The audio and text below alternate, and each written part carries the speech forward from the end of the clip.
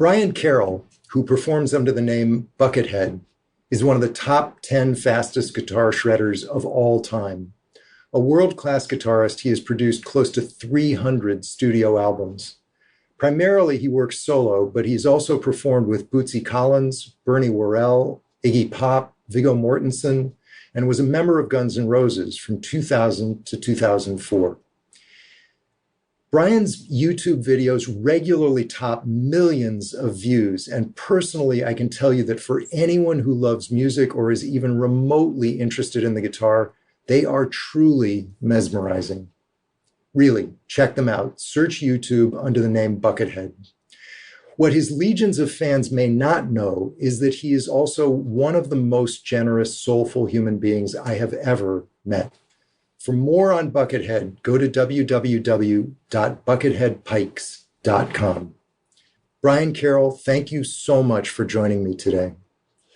Well, thanks, Barry. I want to say thanks for what you just said. I appreciate that a lot. You're welcome. So let me ask you a question that I usually get to at some point in every interview, which is, what have you found in your life that has held you back the most? In other words, in the parlance that we use, what is your part X? How would you describe it?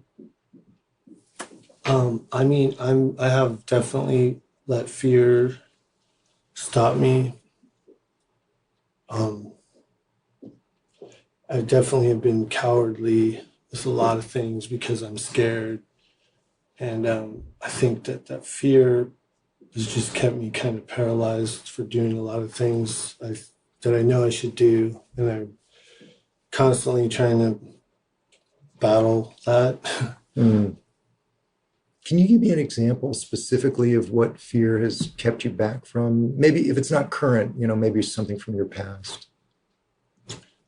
Well, I really, my goal is to make an amusement park. I definitely think just trying to call people and develop relationships, and I've had some just tough times with business, so it's like I know that I'm gonna have to, get it going, and even on the small scale, it's hard to just even call anyone, so it's like, how am I ever going to make the park if I can't even call one person, but that's what I want to do. So it's really interesting. I just want to make a point here, which is that I never would have realized this until I became a therapist, but making phone calls, particularly cold calls to people you don't necessarily know that well, is one of the things that almost everyone I've ever treated dreads. They dread it. It wouldn't seem like that big a deal to just pick up the phone and call somebody, but for whatever reason, that feeling of being exposed, of imposing on someone, of feeling like they're going to think I'm an idiot, or they're going to feel like I'm, taking advantage of them or something, whatever your projection is, it really scares people. And it's very interesting because the most successful people in my practice are not necessarily the smartest or most talented. They're the ones who make the most phone calls. It seems crazy, but that's I understand. Yeah. So, are there any tools that you've used that have helped you overcome that fear and allow you to, do what you were afraid to do? I mean, the first time we spoke, you told me about the identity being on the inside or the outside, which still is probably like the greatest lesson. When I think about that, it's definitely given me courage to do things, because I'll see myself thinking about, oh, is this person going to say this, or are they thinking that? And then when I go to the inside, meaning my identity's on the inside, I feel the power of that. I can just do it then, and I'm not caught up in wondering what people think. It's just it's quick. It's like I don't really have to think about it, Yeah. But I have to. It's almost like I can tell the shift in a way. But when it happens, it doesn't. I'm not really thinking about it anymore. But when I look back on it, I can tell. Oh, I was able to do that because I wasn't worrying. I wasn't on the outside. I was on the inside. I don't know if that makes sense. No, that makes sense. Let me see if I can explain it to somebody who's never been exposed to what we're talking about, and you tell me if I'm getting it right.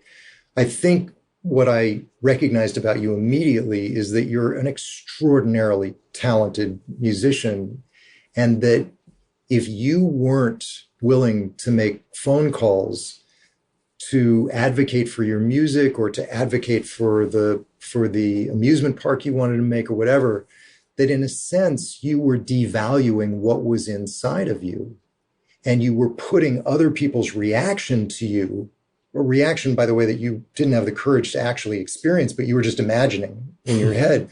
You were putting their opinion over this God-given talent that you were born with.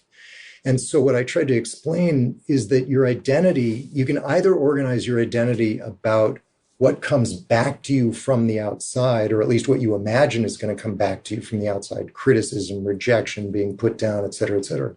Or you can organize it around what is already within you that you have to bring to the world. And when you organize it around what's inside of you, then you're more willing to take action on those things and not care what the reaction is. If it's good, fine. If it's bad, that's fine too. I'll just move on to the next action step that I have to take. That's great. Is that yeah. Good. Yeah. That was a huge thing to learn. So thanks for teaching me. Help me understand how that helped you. Did it give you the courage to make the phone calls, or did you just do what? In other words, exactly how did that help you? I want to understand, and I want them to understand internally the shift that took place once you understood that.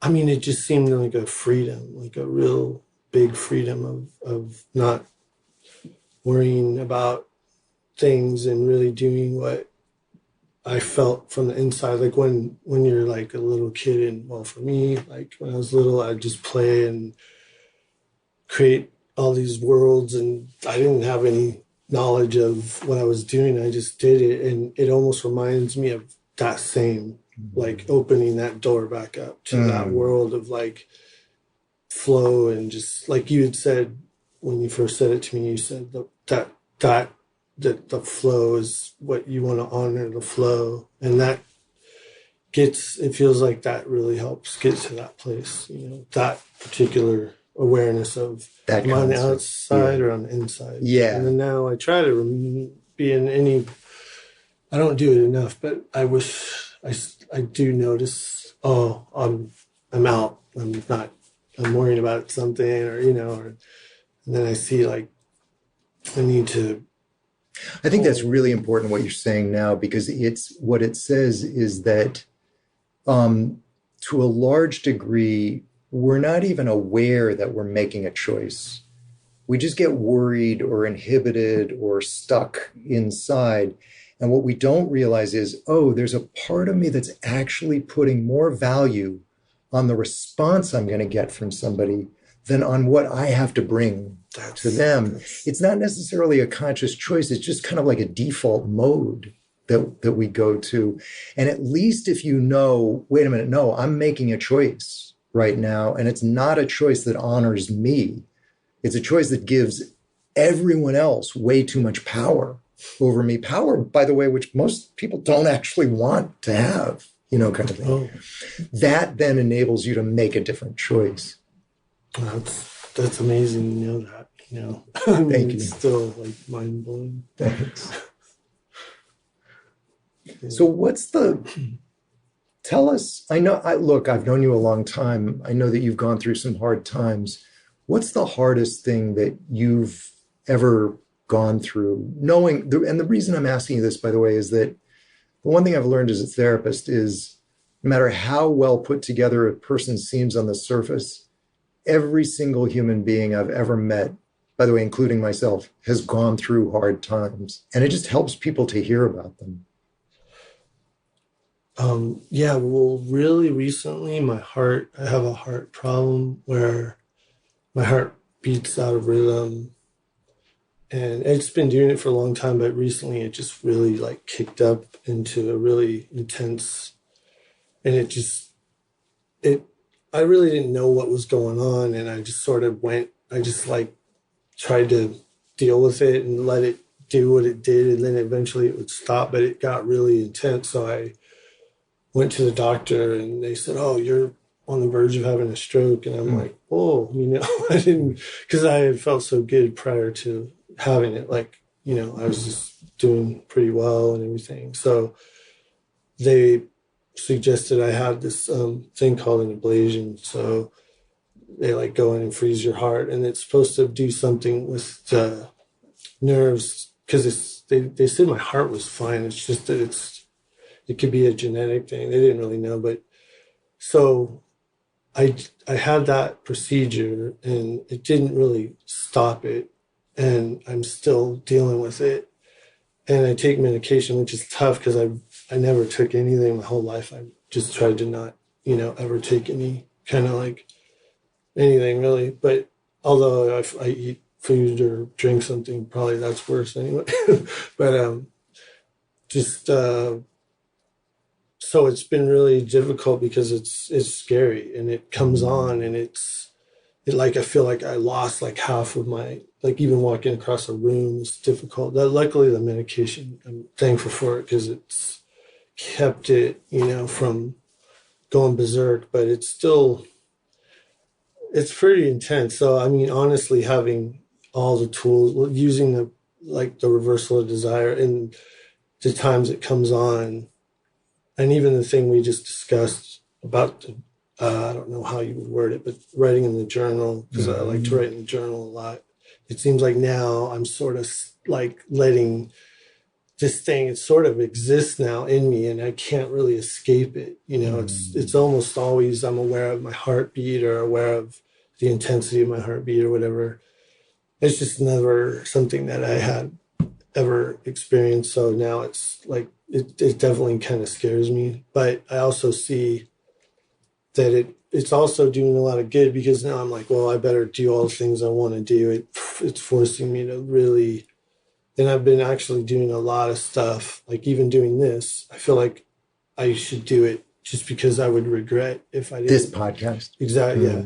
I wouldn't, I don't know. I just feel like an urgency now more, which I should have felt anyway, but So the reversal of desire helped you because you were able to use it to get through the fear that you were experiencing? Yeah, when it happens, I'll use it so that I can calm myself down.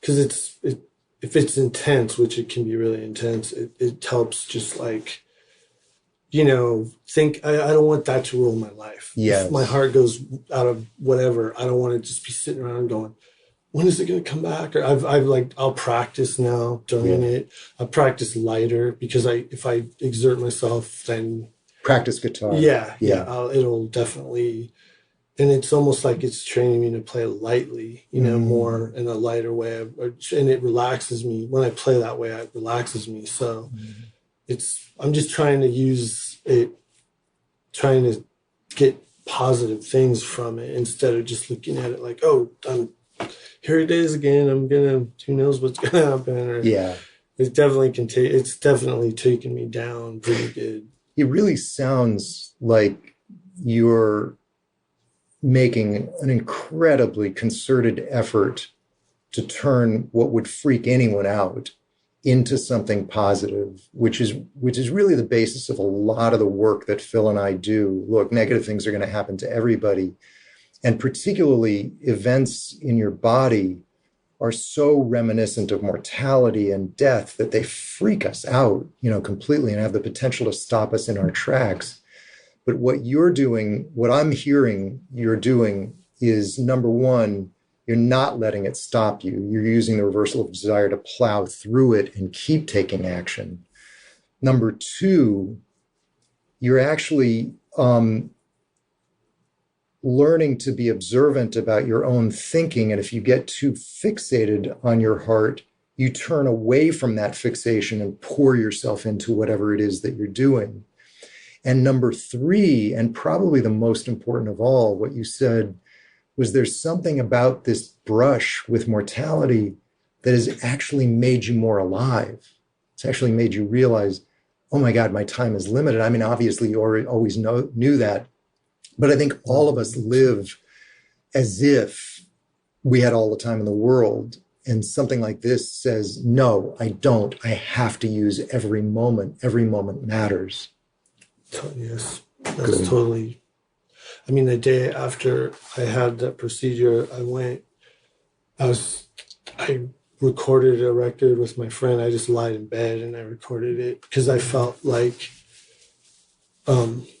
I just felt like I'm here still, you know. I don't want to sit around and mope, you know, and that really came from you, like just you giving me so much over the years, just building that up, like that kind of strength of like, don't let this take you out, you know, just do it in the face of it. Because yeah, it could be gone tomorrow. Anybody could be gone. But like for me, I was just like, that was a heavy experience. I want to play right now. That's amazing. And I want to play that experience, you know, because I've never experienced something. And I was so like wiped out too. And it's weird when I've really played like in that state before, but it's like just to play in that state, there's feeling in that state, you know, like there's emotion in there. And I just tried to play that feeling, you know.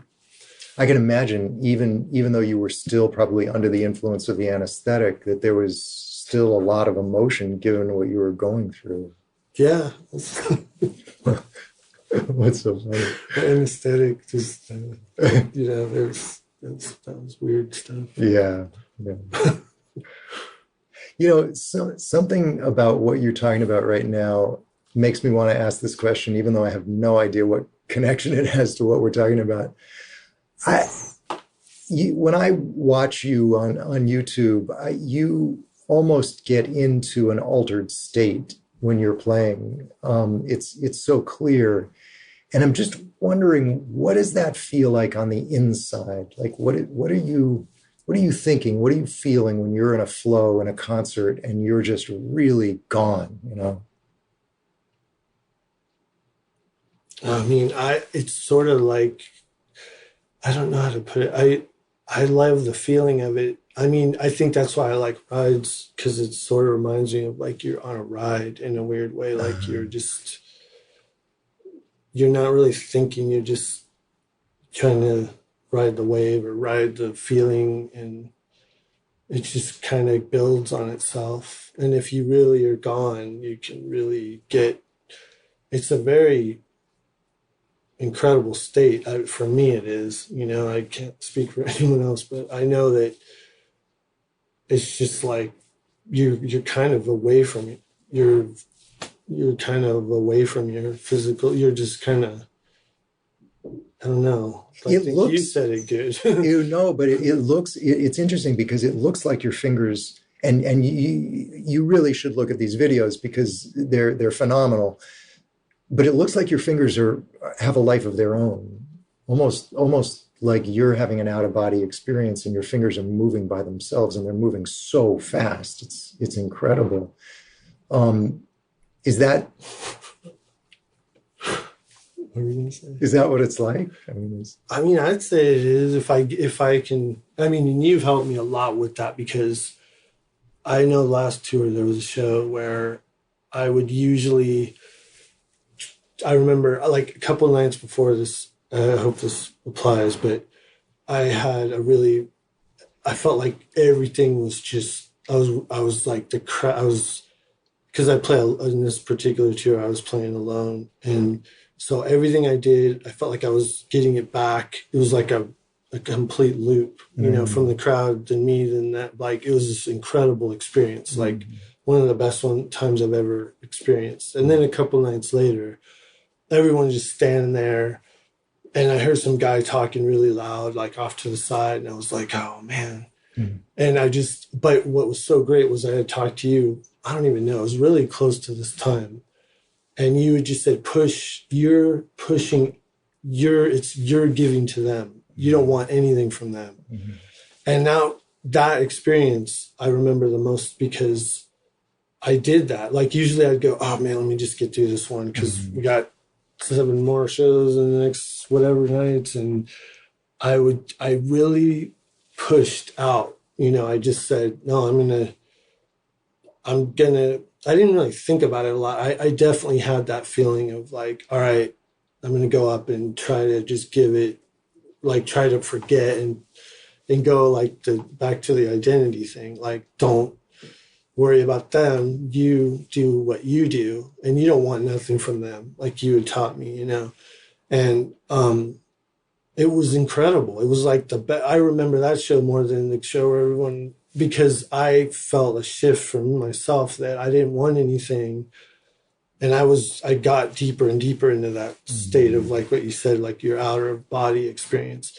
So I felt like, wow, this is awesome. I didn't know I could do this under the circumstance. And I don't know if I'll be able to do. I mean, hopefully I feel like that was like definitely a step, like something changed after that show. Cause I wasn't, thinking about like, oh, they're not into me. And the guy's talking, I'm just gone. I'm just going to go for it, or I don't know. I didn't really think about it. I just did it, That's great.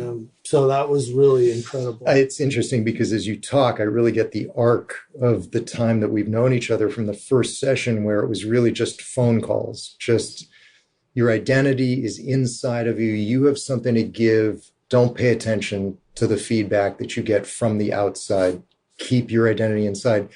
And the reason I'm saying this is that anybody can practice this and get to the point where they're standing up on stage alone in front of however many people you were in front of, and nobody's responding to you, and some asshole is talking, in the middle of the performance, and you're just in a flow state completely. So to me, that's like the pinnacle of any creative experience, is that you are just in a flow and you really don't care whether people are taking it in or not. And by the way, sometimes people are taking it in, but they're just more quiet about it, Sure, than the other audience would be. Yeah, I mean, that's my own mind going, oh no, right. But I don't, you're right. I mean, they could have been, that's their personality or whatever. I just, a lot of people assume that it's fairly easy to become successful when, in my experience, it takes a tremendous amount of hard work. I mean, if you look at Brian's YouTube videos and see the level of technical expertise, you can see that it reflects tens of thousands of hours of practice alone in a room, just practicing over and over and over again. So, it's a cliche, but most musicians seem to suck at self-discipline, self-discipline meaning just getting themselves to do hard work. How are you with that? How are you? I mean, obviously you must have been very, very good at that with learning music. I know, I just I love to do it. So I didn't think about it, it didn't even seem like hard work to I didn't see it like that. It just kind of took over, like I just would be in my room playing and that was it. Like I didn't really know. And when I look back on it now, I'm like, whoa, that's crazy in a way. But I'm glad I did. I mean, I still don't think about it that way. I just it just goes back to what you're saying about losing yourself. Like it is still sort of that same flow of, you're just kind of, and I mean, honestly, since you've taught me, I feel like I've gotten better at getting back to being more present in the moment. So if I'm because I've been trying to play classical lately, and I'll try to really I don't really work on it. I just hear it as it's happening, and I try to play very subtly and then very intense, explosive, a lot more dynamically in those pieces. As when I was younger, they were kind of in a certain, they were just at a certain kind of volume or something. Now it's but it's almost as if I can play my life through a song, or play Bach, like I was playing this Bach thing. And it's I played it for a long time, but now it's I don't know. This is different for me to play it. I don't know if that makes any sense. It makes total sense. Just elaborate on that, on what you just said, playing my life through a song. I mean, it's kind of having experiences of whatever somebody has in their life. And then for me, the last 10 years have been really intense, like from emotionally. But because of that, I feel that it's deepened that part of my playing. It seems like, at least it feels deeper to me. I really can feel things more intensely. And then I can think, or even sort of as I'm playing, see things in my mind or have memories. And those things I can just put them through the music, and it's just different than it used to be.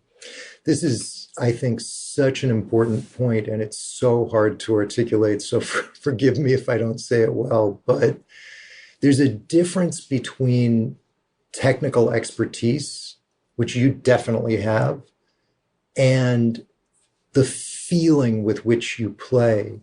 And that feeling requires life experience. It requires, probably more than anything else, adversity, which we don't like. And I think what you're saying, correct me if I'm wrong, is that the longer you've lived, the more of that feeling comes through in your playing. A kid who doesn't really have that life experience can play very well, technically, but it's almost like he doesn't have the substance in him to give it the feeling that an older person can, actually. Yeah, I mean, I know I had such a good childhood and such a good life that I didn't experience a lot of stuff until, more recently. And it's definitely more intense for me now than it used to be. And especially if I just like really immerse in it and I'm present in it, it seems like it's a lot more. Afterwards, I'm like, wow, I feel like I just went through something, it's definitely, I don't know if that relates to what you said. Yes, 100%, because you're actually having an emotional experience, even though you're quote unquote just playing music. Yeah, that's true. Do you want to say more about any of the experiences you've gone through in the last few years that have really deepened the emotional quality of your playing?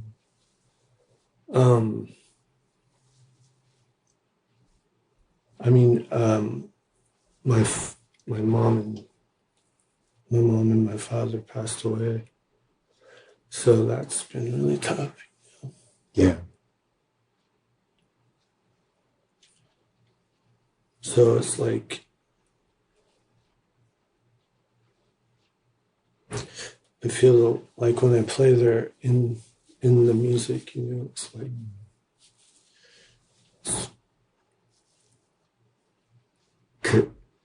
because they used to like when I would play to them, so. So in a strange way, you can kind of feel their presence in the music. I feel like a communication to them, I feel like it opens like a gate to I don't know, it's hard to explain, but it's comforting, it's like a very comforting thing. And and maybe it reminds me of those times when I was with them and I'd play for them and stuff, but that's been definitely changed things, a lot. And then I hurt my back pretty bad, and that was another pretty scary thing at the time. But again, like your tools, I used a lot of that to help me get through it, because I was in pain and I never got anything to get myself out of pain. But I knew that what caused it had to, on a deeper level, I didn't really know it, like in my own mind. I didn't sit and think about it, but I felt it, like, what caused this, you got to unravel, or that should be. And then I saw like a shooting star. I was like praying for guidance, like, what do I do? I can't even move, and then I got like a certain sense of like, okay, just try to, there's an answer, and I kind of just dealt with it. And I found that, luckily, the greatest thing was I found this book called Foundation, and that book I just went online and found the number of his name's Eric Goodman, and I called him and think he luckily answered the phone, and then I saw him, and immediately within the first 20 minutes of seeing him, I felt strength, like I felt stability again through his teaching, his exercises, and then his partner Peter Park, they both helped me so much so that. And these were exercises that literally strengthened your back and your other muscles surrounding the back. Yeah, they're really specific. Yeah. They're not people. A lot of people go, "Oh, it's like yoga," but it's really specific to I'm not. I think it's like really. He somehow figured out a way at least for my situation, it just strengthened all this stuff that it's very specific though. Like if you're off by a half of an inch or something, it changes the exercise. So I honestly felt like that gave me like a confidence too, because I was always weak in that area. I just didn't know it, but because and that's been another thing that because I learned about posture, which I've had really horrible posture. I've been shy and I'm tall, so they don't really go together very good. That's what it's hard to hide yourself. Yeah, I tried, but so that just forced me to stand up straight, and it's incredible what I learned, and that's helped my playing a lot too. That's actually helped when I play classical, because the posture is so important. That actually helped my hands, because then my neck, all the compressed nerves opened up because I wasn't hunched over anymore. So it opened up my hands.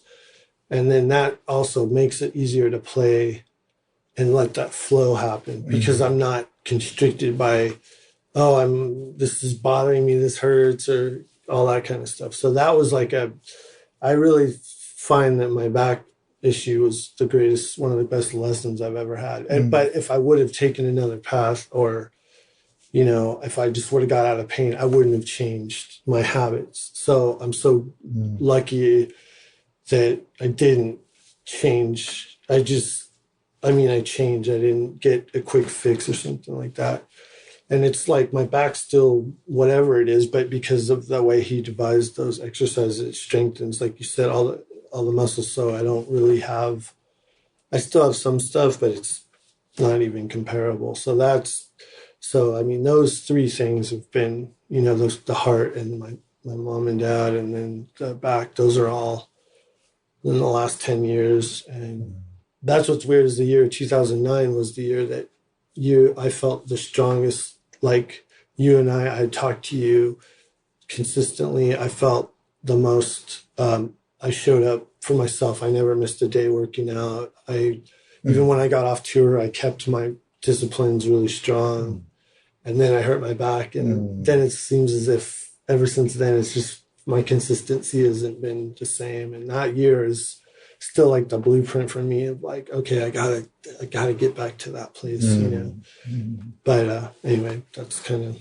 It's interesting because you remind me of the change that I've seen in you. When I first met you, you were almost bowed over, like I wasn't sure I could see your face even, because you were looking down at the floor and you were kind of hunched over a little bit. And now when you walk in, you're tall, your chest is out, your face is showing, like everything is upright and strong. And there's obviously a physical component to that, where your posture was, terrible on your back, and it's so much stronger now. It's so clear that your body is actually supporting your back, and your back is supporting your body. But there's also a psychological component to it, where you're not hiding from the world, imagining, what it's going to do to you and afraid of it. You're out there. You just kind of your posture declares your presence in the world in a much more confident way than when I first met you. Well, I think that all happened too, because my mind started to change. Me, like you, all the stuff that you taught me, or were teaching me, or are teaching me, but it started to change, and my body was still, it had to change. Yeah.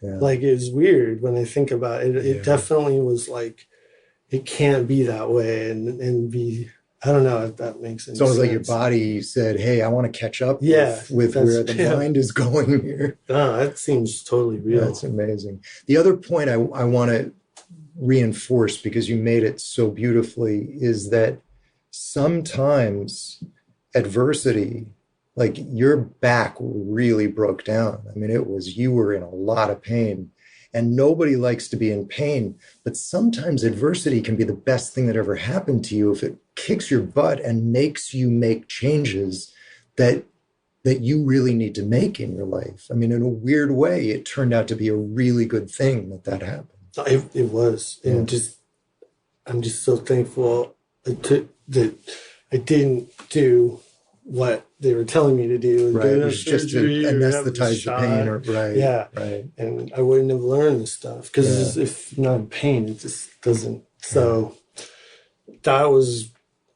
that's a huge thing, you know, having that, just to look back on and go, there was an answer, you know. I mean, the shooting star, that was pretty powerful for me. That was like a sign for you. That's what it was for me. It just felt like, because I was so, in that moment, I was really like, I was just defeated, and I was like, what do I do? I don't know what I'm going to do. I have no like confidence in my movement anymore. I felt like I was just going to crumble. And then I saw that, and I'm like, okay, that was something to just give me some kind of like, I don't know what that word would be, some kind of like, just don't give up on it was like encouragement. Yeah, like, encouragement.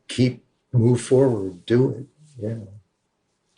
Obviously, you've achieved a degree of fame, and I'm just wondering if there have been people who have suddenly felt entitled to rip you off or take advantage of you, and if that's ever happened, how have you handled it? Well, I like Texas Chainsaw Massacre.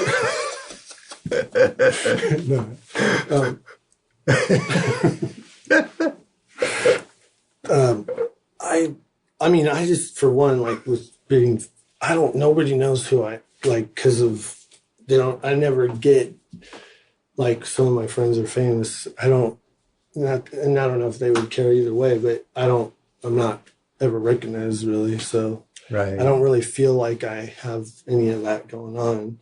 Right. So what I see with how they have to deal with stuff, you know. Right.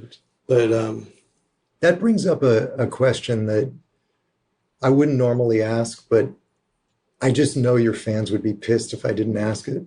So your nickname is Buckethead, and it is Buckethead because you originally started playing on stage with a Kentucky Fried Chicken bucket over your head. Explain the genesis of that. Like, how did you come up with that idea? I mean, it sort of happened just like, I mean, it wasn't something that I really thought about. I was eating my father. It was actually a different chicken company. Oh. It was just deli chicken. I don't even know what it was, but I was eating it, and I thought I had that mask, and I like Michael Myers, so it had a similar quality, but it wasn't exactly the same. So I just put it on my head, and I was like, I looked in the mirror, and I just was like, oh, that's Buckethead, you know. And then my friend went to school. He was going to college, and he had video class, and he filmed me, you know, in that his Buckethead. And then I knew this writer at Guitar Player, and his name is Joe Gore, and he really is the one that I feel I owe a lot to, because I mean, I do owe a lot to. He encouraged me to do it, is that, like, you should just go be Buckethead, like, go play. Because I was always, like, super scared to play. And I didn't really link that together. I just thought, oh, this is weird, like a weird horror guy. I'd like to make a movie about it or something. And then when he's like, you should just go for it. And I was like, oh, yeah, that would be cool. Because I could do everything I like doing as this character that I'm totally scared to death to do otherwise. Like I couldn't do it, if and it applied like all the stuff I like Disneyland and martial arts and dancing, all that kind of stuff I liked. And I was like, I can't do it just like me, it was easy to use it all. It's like, that was a great expressive way for me to like get all this stuff out. That's so interesting. So really, in a way, you were like playing a character on stage. But in a way, I'm more myself. Yes, because it allowed you to be more yourself. I was so nervous to do that stuff. Right. So it's almost like I was more that than I was me. I was more. That's interesting. So it allowed you to actually express yourself in a more uninhibited way. Yeah. That's great. That's interesting. And it's just fun. It's fun to me. It's like it's just a. It is amazing to watch because it's hard to understand how you can even play guitar. I mean, did you have eye holes or something that you could? I mean, I don't. Or do you get so used to? Well, playing? Your hands. You just your hands. Anything, if you do it, you can sort of get used to it. It's like your hands know what they're doing, irrespective. I mean, I have a long way to go, so I don't think it's that far out there. But it's. I mean, just like you turn it off, and like anything that you're probably when you're writing, you just don't have to really think about it. Yeah. Like what we were talking about earlier with the flow and all that stuff. Yes. Yeah. But I mean, I blow it a lot too. So, and then I can't see because I have these eye things on, and it's hard to see. But I kind of like it because you talked about dusting the audience, and that's almost like dusting the audience without dusting the audience, because they're like, I can't really see. Everything looks ghost-like, which is kind of, I like that actually. Just so the listeners understand dust, everyone gets scared around performing, and I'm using the word performing very, very broadly. Performing can be getting up on stage like you do and playing to, tens of thousands of people. Or it can be something as simple as talking to a girl who you're attracted to, or, just talking about a new subject where you're a little nervous about expressing yourself, or, or whatever. What inhibits us in those situations is exactly what we were talking about at the beginning, which is we care too much what the audience, and the audience could be 10,000 people, it could be one person, but we care too much what they think. And the moment we get into caring what they think, we get inhibited, because you'll never know what they think, and your mind is too occupied with scrutinizing them to find out what they think, and you lose touch with the flow that you need in order to perform well. And so dust is a tool where you cover the entire audience with a thick layer of dust. It's almost like they're dead. What it does is it renders the outside world non-emanating. There's nothing coming from them because they're covered with dust, type thing. And then the second step of the tool is, once you've dusted the audience, just see a fountain of light, but it's inside of you. It's inside of your heart. And your job is to go into the room and light up the room. So it's about you putting out rather than you getting anything back. Yeah, that's great. Who are the people, either in the music industry or outside of the music industry, who have, really inspired you? And what is it about them that inspired you? I mean, you. Oh, thank you. I mean, in a humongous way, you've inspired me a lot. And thank you. I just don't know how you know what you know. It's totally insane. Like, I can't really comprehend it, But, I mean, I think just seeing you and being around you, it's changed me in a way that I'm happy about, and not that it's about me, but from me personally, it's like having you. I'm amazed at how there's really nothing I've ever asked you that you didn't have an answer for, that I didn't even if I didn't understand it in the moment, it didn't eventually come around to being, I mean, it's just wild. I just can't kind of comprehend it, not that I know a whole lot, but it's like pretty crazy. So you've inspired me a lot since I've known you. And I think about the things you've taught me a lot. They run through my mind a lot. And it's sometimes really randomly, like I won't even know. And then it'll, like a light bulb that comes on, I'm like, oh, and then I can handle something. Mm-hmm. So I don't know if that applies exactly like to being inspired. Absolutely. Thank you. Oh, no. I really appreciate it. That's the absolute truth. Like, you're one of the greatest people I think there is, Thank you. For sure. And then Bootsy Collins, he's been like a mentor to me. And I was a huge fan of his as a kid. And then my friend Brain got him a videotape of me, gave it to Bill Laswell, and Bill Laswell gave it to Bootsy. And that really changed my life because I got to meet Bootsy, and he became like, he guided me through so much stuff, and he did it in a way that was so, just, it was always from a place of feeling, not a place of like, you should do this because then you can get this. And it was always from a heavy kind of place of something that almost like a magical place, and I always felt intense spiritual feeling with him, like always, just even now when I talk, it's always been there. And it's hard to believe because that's like one of my heroes. And then he befriends me and looks out for me. And so that like, and then there's like, I really love Michael Jordan. I have this poster in my room I still have it on my wall. It's like, he just talks about how he, in his career, he's missed all these shots, and over again, I fail, and that's why I succeed. And that poster really just, I love that because it just gives you that feeling of like, you just go for it. Don't see the failure as like a green light, not a red light, just like, okay. And then there's a guitar player I love, Paul Gilbert. The first time I saw him play was at the NAMM show. And this is the one memory that I always go to.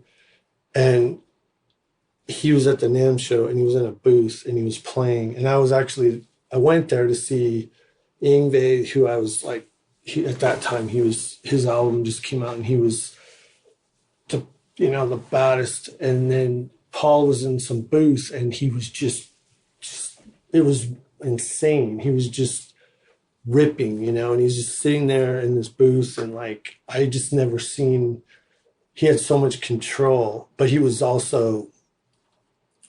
just like you had said to me one time, a long time ago, the best way to, plant a seed or inspire somebody is by flowing in front of them. Mm-hmm. And I think that's what that was. Like, he was just doing it, and it just to this day, it's still the most intense memory I have of like anyone playing that makes me want to rip, And it's like, I wish I had a video of that, of anything. But, and the crazy thing was I got to know him and he taught me, and I have every lesson I still have all the lessons, and and he really gave me a belief in myself that I needed, because I wasn't around a lot of that. So it was incredible to have. I mean, my parents were super supportive, but you weren't around a lot of musicians. Yeah, well, people that were like, the way he was encouraging, and honestly, more than anything, it was just seeing him and how he, more than even him teaching, it was how he dealt with his environment, because he lived in this tiny little apartment, and it was just, nothing touched him. He wasn't even aware. He just was so focused on playing, and that was so huge, and he just was a great teacher. He is a great teacher, but and at that time I was lucky because he accepted me to take lessons from him, and luckily my mom and dad drove me to him, because he was pretty far away. But like, those just being around him and getting to see that, like when you talk about momentum, and that was pure momentum. Like he was just laser, like a laser focus. And it was incredible to have been around him in that time, and but it's so interesting to go back to the discussion of identity, because it sounds like what really inspired you is that his identity was organized around the music, not the apartment he lived in or anything else. Yeah. And I mean, even that seeing him at that NAMM show in that booth, it was like he was just gone, he was just, I don't know what he would say about it, but to me, that was the baddest thing I've ever seen. Like, because it was just somebody at the peak of what they could do, and they're just doing it. Like seeing Michael Jordan or Bruce Lee, or to me, it's like there's those moments, like those are kind of things that they don't leave, because at least for me, they don't leave my mind, because that was seeing somebody in that flow state, Yeah, you're seeing someone give their all to something. It almost doesn't matter what it is, but when you see someone give everything that they have to something, it's inspiring. It makes you want to be that good. It did, seriously. I mean, I try to get my fingers to look like his fingers, I think my fingers grew after I saw him, because he's got crazy fingers, So. It's amazing. But there's another guitar player, Sean Lane. He passed away, but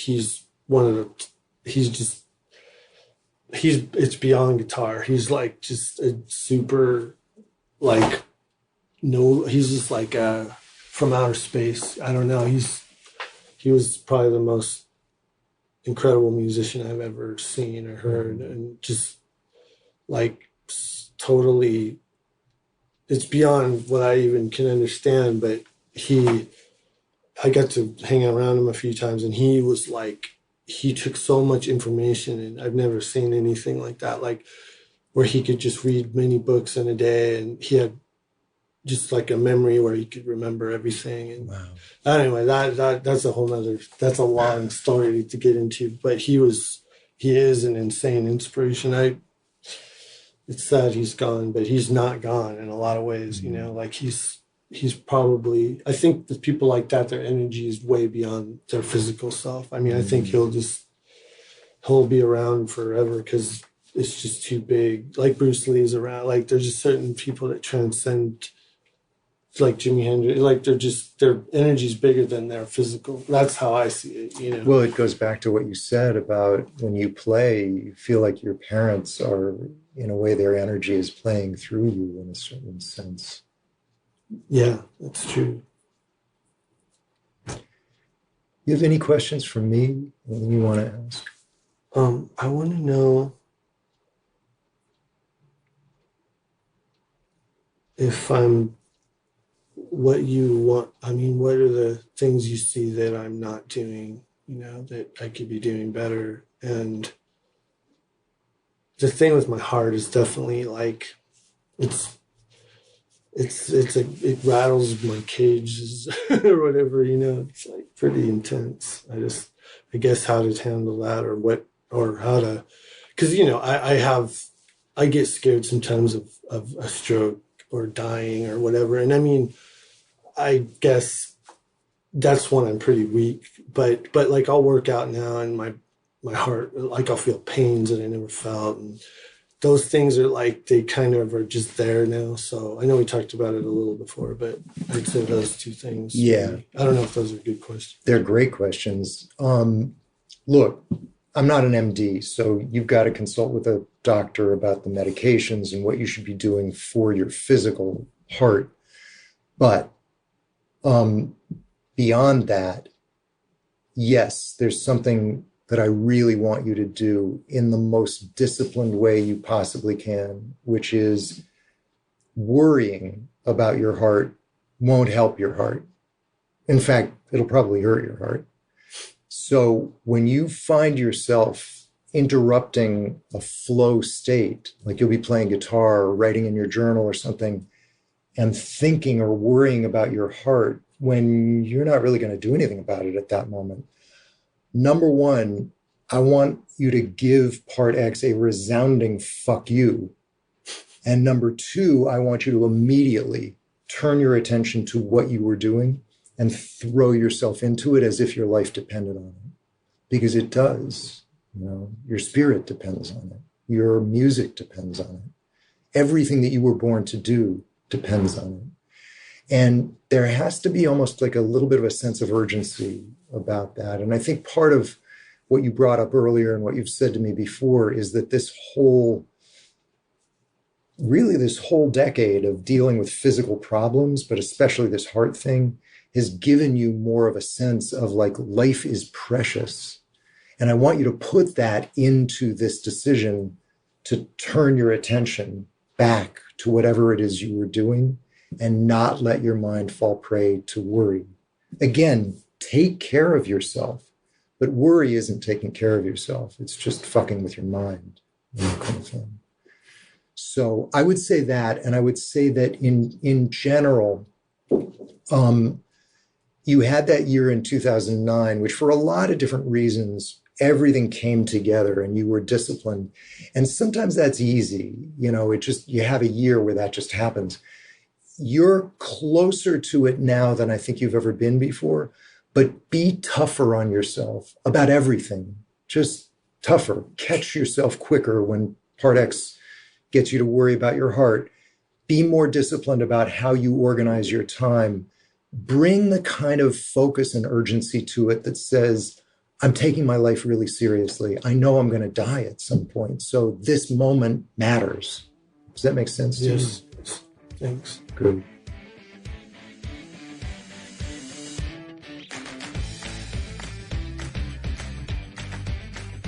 Feel free to contact us at info@thetoolsbook.com with any questions you'd like to ask us or with suggestions for guests or topics for future episodes. Also, check out our website, thetoolsbook.com, where you'll find a treasure trove of information about the tools, our books, and upcoming workshops, and where you can sign up for our inspiring newsletters. Again, that's thetoolsbook.com. Also, we'd really appreciate it if you'd take the time to review the podcast on iTunes or wherever you get your podcasts, and tell your friends about it too. Talk to you next time.